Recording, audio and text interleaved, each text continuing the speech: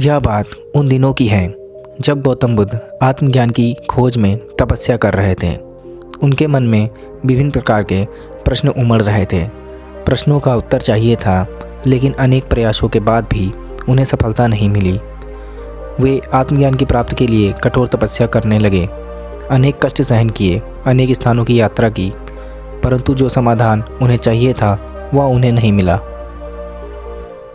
एक दिन उनके मन में कुछ निराशा का संचार हुआ और वे सोचने लगे, धन, माया, मोह और संसार के समस्त वस्तुओं का भी त्याग कर दिया, फिर भी आत्मज्ञान की प्राप्ति नहीं हुई। क्या मैं कभी आत्मज्ञान प्राप्त कर सकूंगा? मुझे आगे क्या करना चाहिए? इसी प्रकार के अनेक प्रश्न बुद्ध के मन में उठ रहे थे। तपस्या में सफलता की कोई किरण दिखाई नहीं दे रही थी और इधर बुद्ध ने प्रयासों में कोई कमी नहीं छोड़ी। वे उदास मन से इन्हीं प्रश्नों पर मंथन कर रहे थे कि इसी दौरान उन्हें प्यास लगी।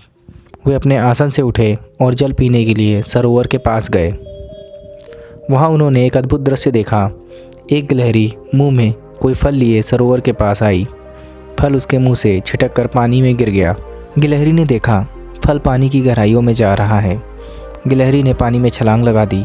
उसने अपना सारा शरीर पानी में भिगोया और बाहर आ गई। बाहर आकर उसने अपने शरीर पर लगा पानी झाड़ दिया और पुनः सरोवर में कूद गई।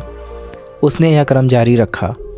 बुद्ध उसे देख रहे थे, लेकिन गिलहरी इस बात से अनजान थी। वह लगातार अपने काम में लगी रही। बुद्ध सोचने लगे, यह कैसी गिलहरी है? सरोवर का जल यह कभी नहीं सुखा सकेगी। लेकिन इसने हिम्मत नहीं हारी। यह पूरी शक्ति लगाकर सरोवर को खाली करने में जुटी है। अचानक बुद्ध के मन में एक विचार का उदय हुआ। यह तो गिलहरी है, फिर भी अपने लक्ष्य को प्राप्त करने में जुटी है।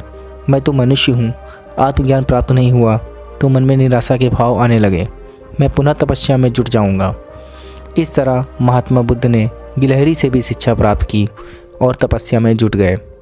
फिर एक दिन वो भी आया जब उन्हें आत्मज्ञान प्राप्त हो गया और वे राजकुमार सिद्धार्थ से भगवान बुद्ध हो गए।